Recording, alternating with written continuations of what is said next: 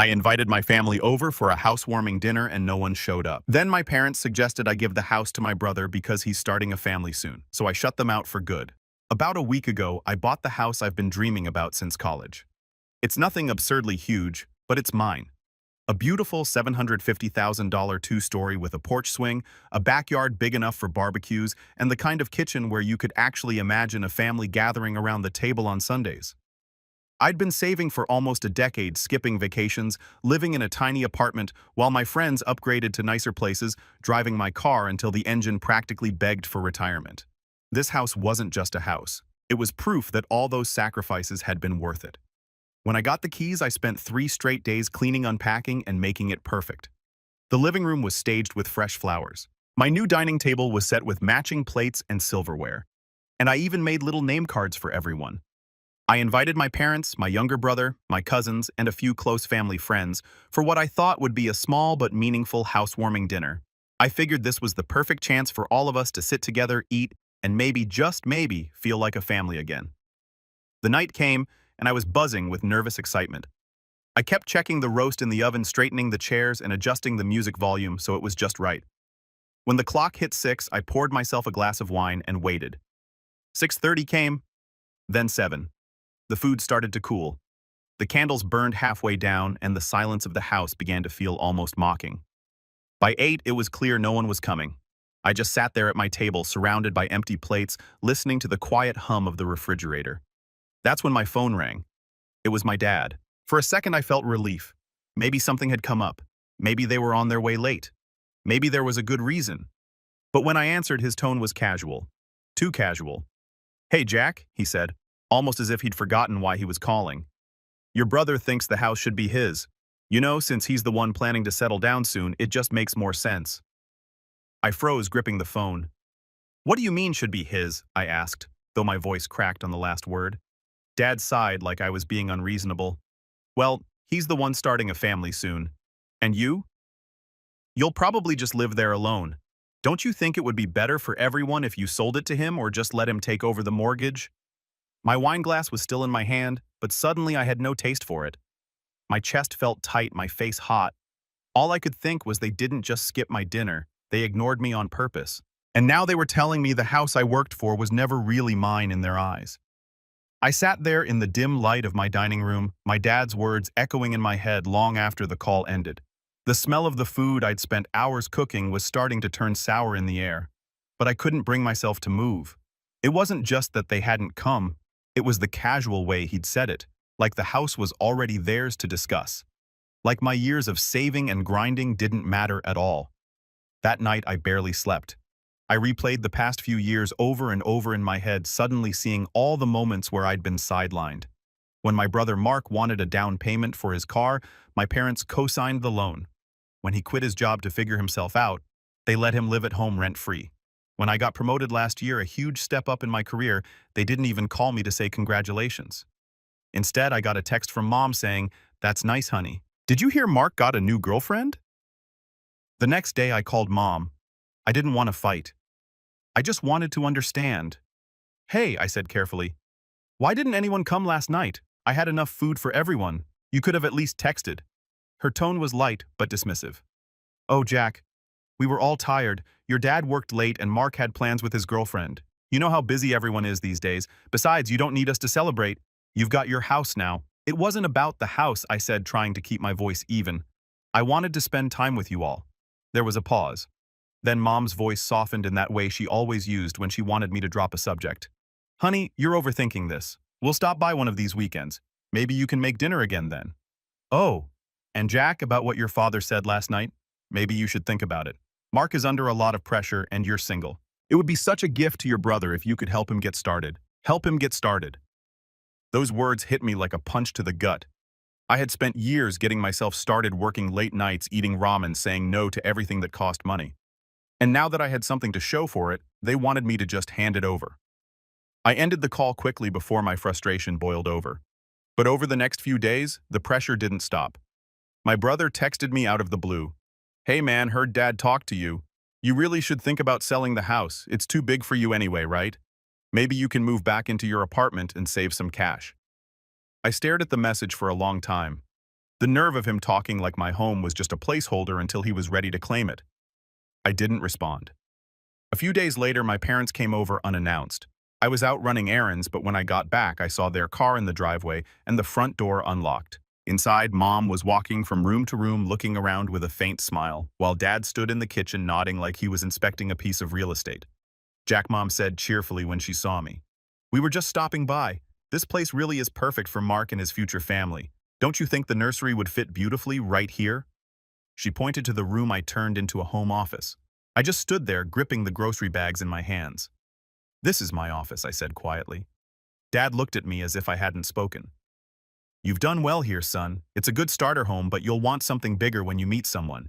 And by then, Mark will already be settled here. It's the logical thing." I felt my jaw tighten.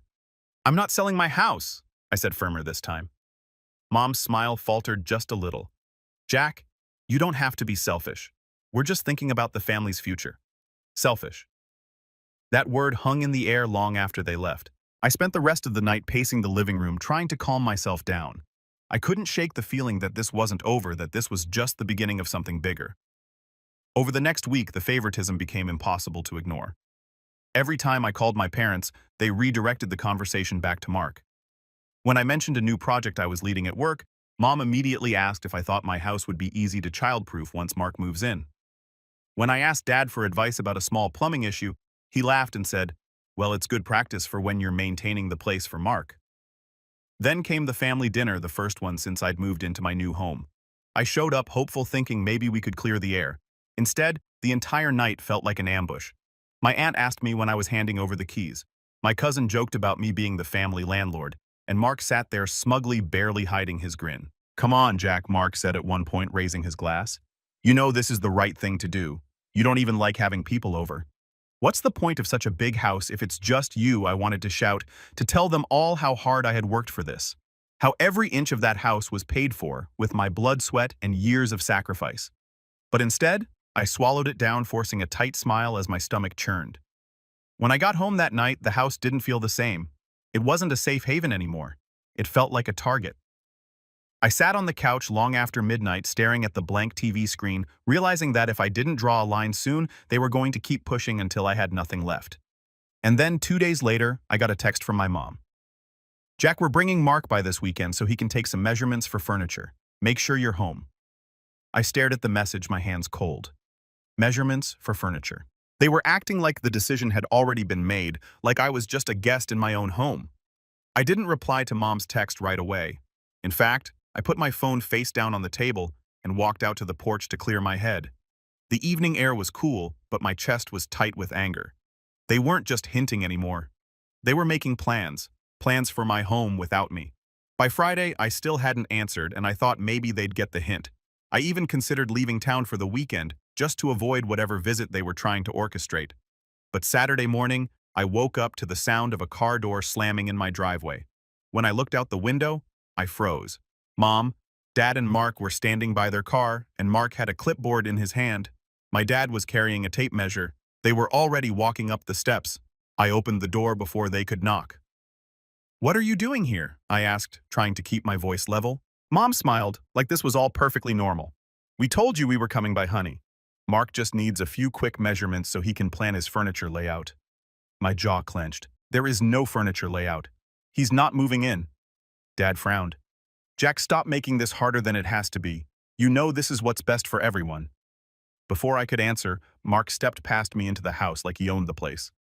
"Living room's a little small for the sectional I wanted, but we can make it work," he said casually, already pulling out the tape measure. That was it. Something inside me snapped. "Get out," I said, my voice low but sharp. Mark looked up, smirking. "Come on, man, you're being dramatic." "Out," I repeated louder this time. Mom gasped softly, like I had just cursed at them. "Jack, you're overreacting." I said out. I shouted louder than I meant to. My voice echoed through the house, startling even me. For a moment, no one moved.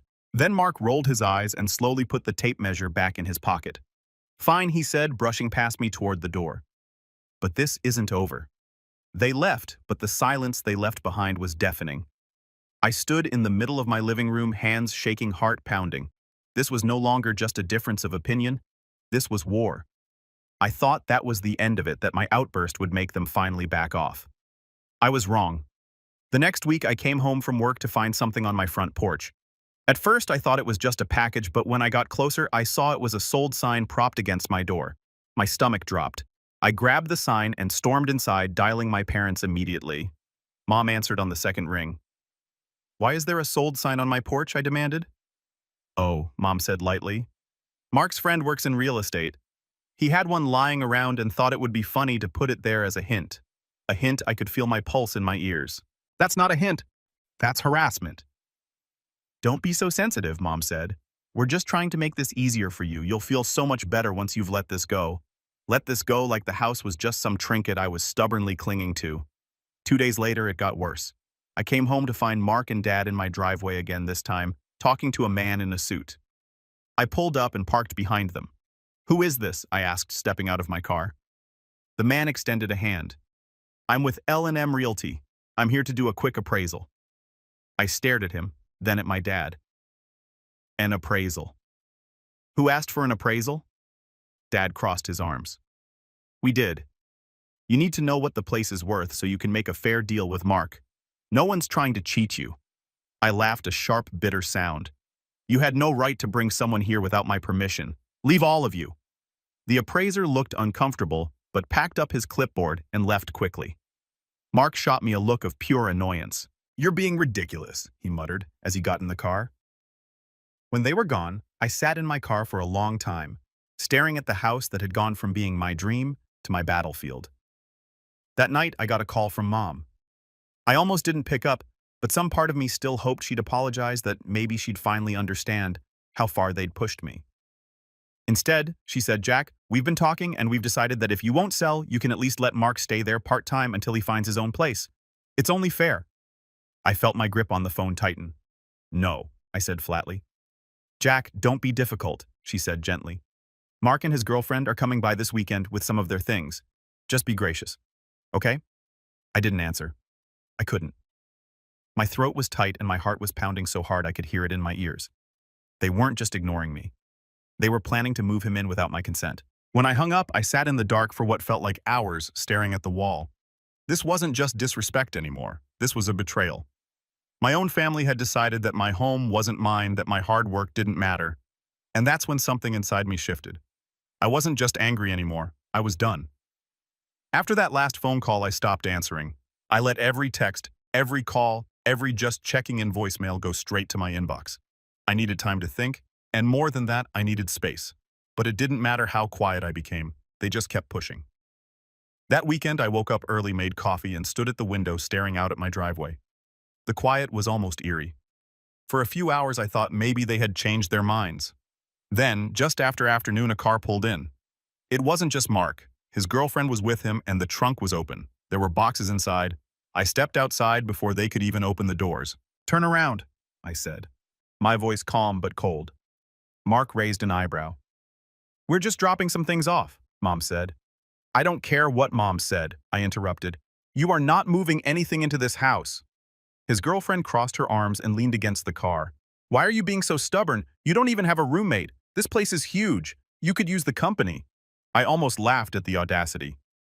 "This is my home," I said slower this time, like maybe they just didn't understand the words. "You are not moving in." Mark stared at me for a moment, then slammed the trunk closed. "You're going to regret this," he muttered as he got back in the car. I stood in the driveway long after they left, feeling the weight of it all settle on me like a lead blanket. This wasn't just a fight anymore. This was my own family trying to take away the one thing I had worked my entire adult life for. The following week was one of the worst of my life. I couldn't focus at work. I kept zoning out during meetings, hearing Mom's voice telling me I was being selfish, Dad's voice saying I should do the right thing. Every time my phone buzzed, my stomach knotted, terrified that I'd come home to find them on my porch again, or worse, inside my house. I stopped inviting friends over. I stopped cooking in the kitchen I'd once been so proud of. The house no longer felt like a home. It felt like I was squatting in my own life, just waiting for someone to push me out. The breaking point came one rainy Thursday evening. I got home late, exhausted, and there was a note taped to my front door. It was in Mom's handwriting. "Jack, we brought Mark by again today to look at the upstairs bathroom. He thinks it will work fine once you clear out your things. Please be reasonable. We love you. Clear out your things. The words made my hands shake. I tore the note down and stood there on the porch, rain soaking through my shirt, my heart hammering in my chest. Inside, I sat on the floor of my living room, drenched and shaking, staring at the note in my hand. For the first time, I wondered if maybe I should just give up. Sell the house, take the money, disappear somewhere far away. It would be easier than this constant battle. I thought about everything I'd done to get here. The late nights, the missed birthdays, the promotions I clawed my way up to. And for what? To have my own family treat me like a placeholder in my own life. I didn't cry, not really. But there was a heaviness in my chest I couldn't shake. For days I walked through my house like a ghost, barely eating, barely speaking. Then one night, I caught myself standing in the middle of my office, staring at the framed certificate from my company, recognizing me for excellence in leadership. It was from the year I got my biggest promotion, the same year my parents had forgotten to even call me. That's when it hit me. They didn't care because they didn't have to. I had spent years trying to earn their approval to be the responsible son, the one who never asked for help, the one who did everything right. And all it had gotten me was a family that thought they could take whatever they wanted from me. I sat down at my desk and opened my laptop. For the first time in weeks, I didn't feel frozen. I felt focused. I started researching property laws, tenants' rights, home security systems, legal steps for trespassing. I looked up everything I could find about setting boundaries legally, financially, emotionally. The next day I called a locksmith and had every lock in the house changed. I installed a camera at the front door. I didn't tell my parents and I didn't answer when they called later that night. That weekend, I started quietly moving some of my most valuable items, important documents, jewelry from my grandmother, anything irreplaceable into a safe deposit box at the bank. If they were going to keep pushing, I needed to be ready. And then, almost like clockwork, the next escalation came. I got home one afternoon to find my mailbox stuffed with envelopes. They weren't bills. They were flyers from real estate agents. Every single one had a handwritten note, "Ready to sell, call us today." I knew immediately where they'd come from. I sat down on my porch steps, the stack of flyers in my lap, and for the first time in weeks, I felt something other than dread. It wasn't anger exactly. It was something sharper, cleaner. If they wanted a fight, I thought I'd give them one. But this time, I wouldn't just defend myself. This time, I'd make sure they regretted ever thinking they could take my home from me. Something changed in me after that day on the porch. I'd spent weeks feeling powerless, waiting for the next hit to come, waiting for my family to make the next move. Now, for the first time since buying the house, I felt like I was the one in control, even if they didn't know it yet. I started small. First, I took care of myself. I got back into a routine, waking up early, cooking real breakfast instead of skipping meals, taking time to clean and enjoy my home. I forced myself to invite a coworker over one evening for dinner. Sitting across from someone who actually appreciated the house, who said things like, "Wow, this place is incredible, Jack. You must be so proud of yourself," was like breathing fresh air. For a few hours, I could forget that my own family was trying to push me out of it. Then I turned my focus to work. For weeks, I'd been distracted, half present, running on fumes. But once I started channeling all that frustration into my job, something clicked. I stayed late, not because I had to, but because I wanted to. I volunteered for a project no one else wanted to take, a high-pressure account that had scared off 2 other managers. And within a month, I'd landed one of the biggest deals of the quarter. That one changed everything. My boss publicly congratulated me at a team meeting, and my name went out in an all-company email praising my exceptional leadership and client strategy. A week later, HR called me in with an offer, a significant raise, and a bonus. When I got home that night, I stood in my kitchen and let the number sink in. It wasn't just money. It was leverage. It was freedom. With the bonus, I decided to make a few upgrades. I hired a landscaper to transform the front yard, fresh grass, a clean stone walkway, solar lights leading up to the porch. It wasn't just about making the place nicer. It was a statement. This house is thriving, and so am I. Then I called a security company and had a full system installed, cameras on every entrance, motion sensors, a monitored alarm. I wanted to be able to see from anywhere exactly who stepped onto my property. And I started documenting everything. Every text, every voicemail, every note left on my door. I created a folder on my computer labeled House and filled it with time-stamped photos, screenshots, even recordings from my new doorbell camera. The more I did, the calmer I felt. For the first time, I wasn't just reacting, I was preparing. Around this time, my parents tried to invite me to dinner. The old me would have gone hoping to smooth things over. This version of me politely declined. "I've been busy with work," I said, leaving it at that. A week later, Mark texted me again. "You've been quiet? Ready to talk about the house yet?" This time, instead of ignoring him, I responded, "No, just that one word." And for the first time, I didn't feel guilt. As the weeks went by, I started noticing something else. Their attempts to pressure me were losing steam. The calls came less frequently. The texts were shorter, almost curt. I had the sense that they were regrouping, trying to figure out their next move. But I wasn't worried because while they were plotting, I was building. I met with a lawyer recommended by a friend at work. We spent 2 hours going over my situation, and she explained exactly what my rights were. "They have no legal claim to your property," she said firmly. "You are under no obligation to sell, rent, or share this home with anyone. If they try to move someone in without your consent, you can have them removed." Hearing those words was like a weight lifting off my chest. I left her office with a folder full of documents, legal options highlighted in yellow, and her business card in my wallet. By the end of the month, I had done something else, something that made me smile every time I thought about it. I met with a financial advisor and moved the house title into a trust under my name, one that would make it legally untouchable without my consent. I didn't tell anyone. Not yet. Instead, I kept working on myself. I joined a gym near the office, started lifting weights, running a few miles after work. Every day, I felt a little stronger, a little more like the person I had been before all of this. Except now, I was sharper focused. And then, one Friday evening, just as the sun was setting, I sat on my porch with a glass of wine and watched the security camera feed on my phone. For the first time, I wasn't dreading a car pulling into the driveway. I was waiting for it, because now, if they showed up again, I was ready. The next couple of weeks were almost unnervingly quiet. No calls from Mom, no surprise visits, not even a sarcastic text from Mark. At first, I thought maybe they had finally given up, that maybe, just maybe, the message had finally sunk in. But something about the silence felt off. Then one afternoon, I got an email from my lawyer. "Jack," it read, "please call me as soon as possible. Someone attempted to pull your property records today." My stomach turned.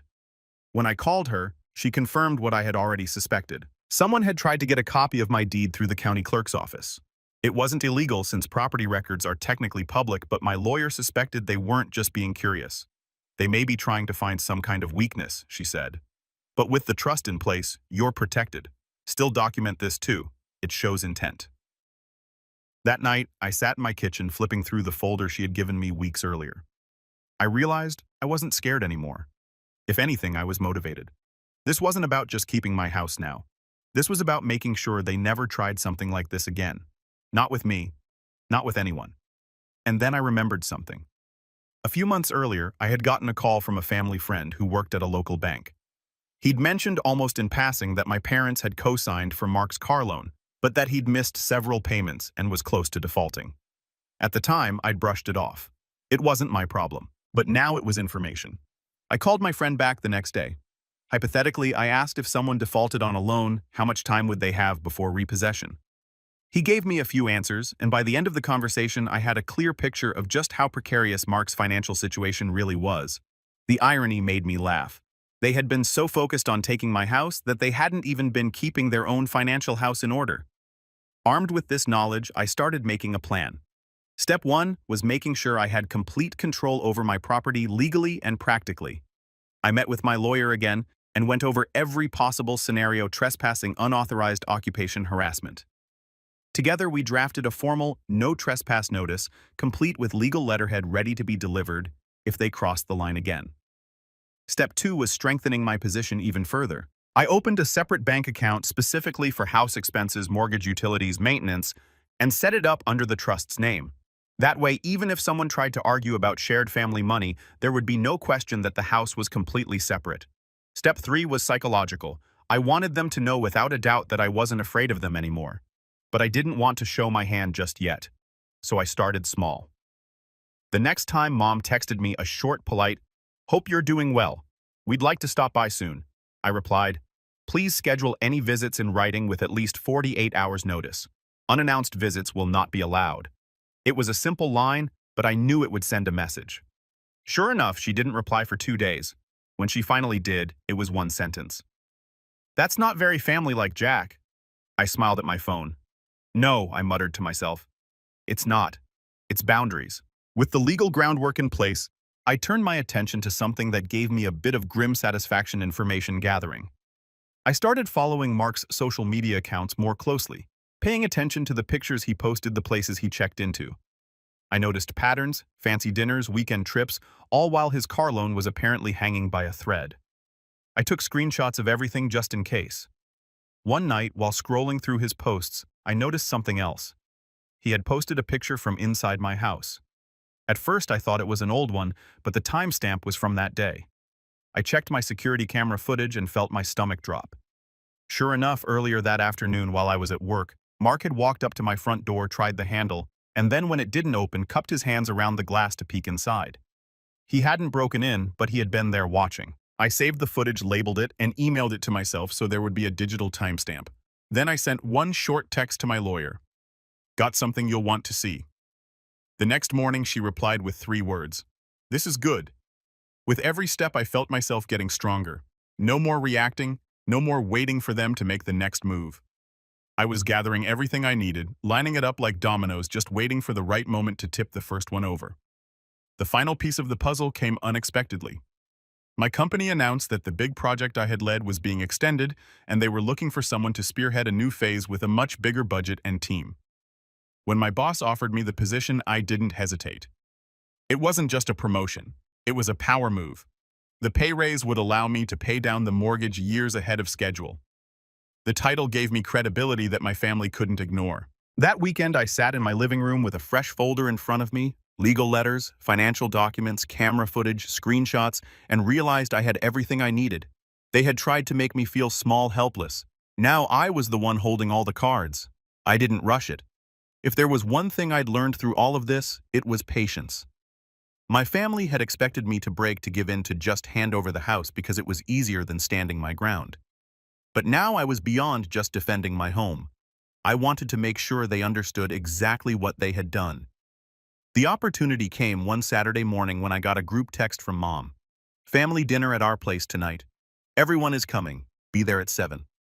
Normally I might have ignored it, but this time I saw my chance. I gathered up my folder of documents, printed photos from the security camera footage, and even had my lawyer prepare one more letter, an official cease and desist notice regarding harassment and trespassing.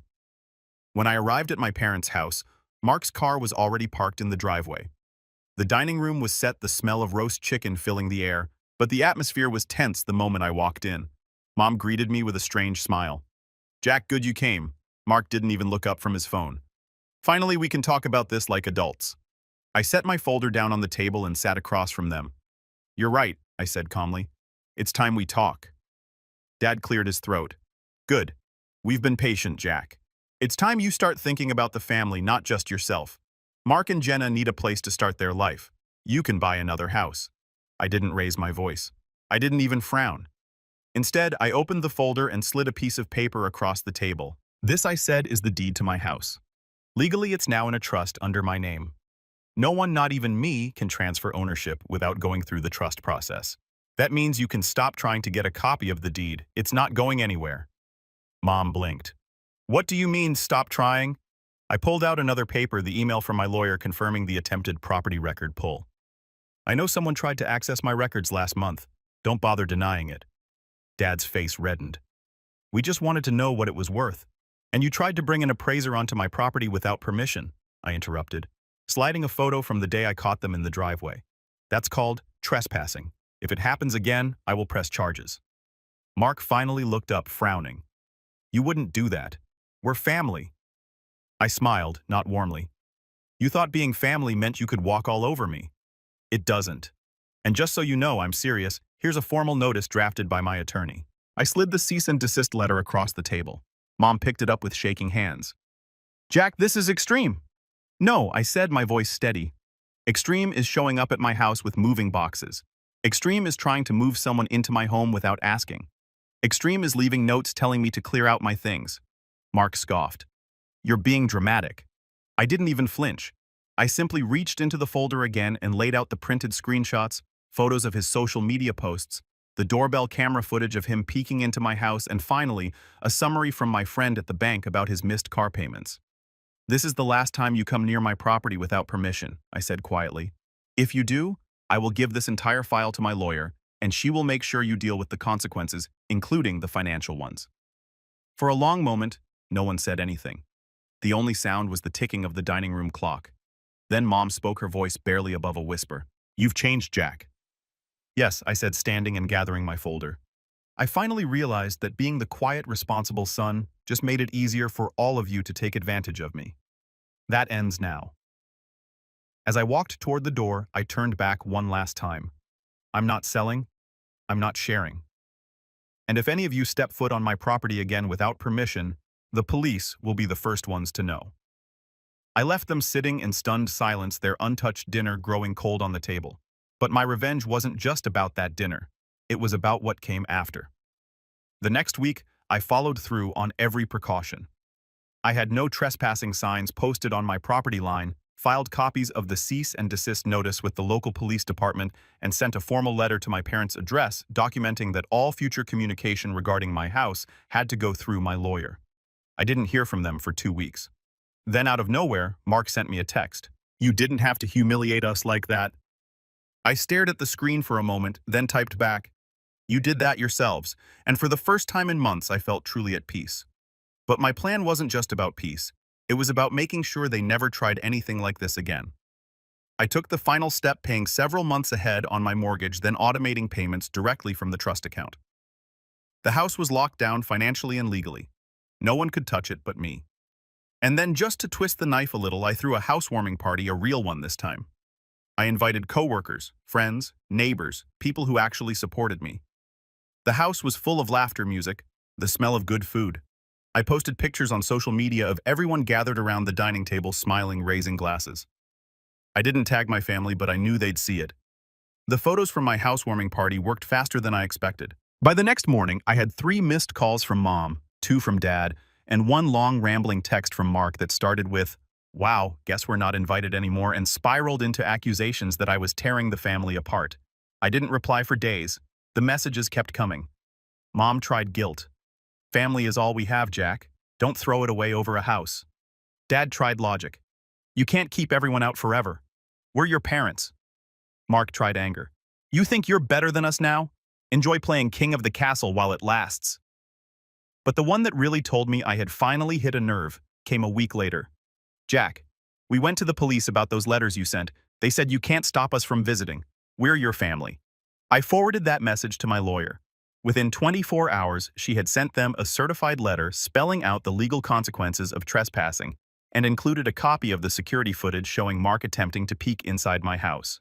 2 days later, I got another message. This time from Dad, much shorter than the rest. "Fine, have it your way. Don't expect us to come around anymore." That was the first time in months I actually smiled reading one of their texts. But the real fallout came quietly, and it had nothing to do with me. Remember Mark's car loan? A few weeks after my housewarming party, I saw his car being towed from my parents' driveway when I was driving home from work. I don't know if it was coincidence or just bad timing on his part, but I do know that he had been behind on payments for months. Later that night, a neighbor texted me a picture she'd seen on social media, Mark ranting about how some people think they're better than everyone else just because they have money and complaining that everything is falling apart. I didn't comment. I didn't like the post. I didn't even send it to anyone because I didn't need to say anything. My silence was enough. Weeks turned into months and the calls finally stopped. No more texts, no more notes on my door, no more surprise visits. It was as if a storm had finally passed. The house felt light again, warm again. I kept building my life. I hosted dinners for friends, turned my office into a space I loved working in, planted flowers in the backyard. Every small improvement felt like reclaiming a piece of myself that I'd almost lost. And then one quiet evening, nearly 6 months later, I was sitting on my porch swing, watching the sunset, when I saw a car slow down in front of my house. It was my parents' car. For a moment, my chest tightened, but instead of pulling into the driveway, they just idled on the street for a minute, then drove away. I didn't wave. I didn't call after them. I just sat there rocking gently, watching the sun dip below the horizon and feeling for the first time since this entire mess started completely at peace. This house wasn't just a building. It was a boundary, a line I had drawn and defended. And now sitting there in the golden light, I knew no one would ever dare cross it again. I finished the last sip of wine in my glass, set it down on the railing, and said out loud to no one in particular, "This is my home, and it always will be." Then I got up, walked inside, and locked the door behind me. Not out of fear this time, but out of choice. And for the first time, it truly felt like home.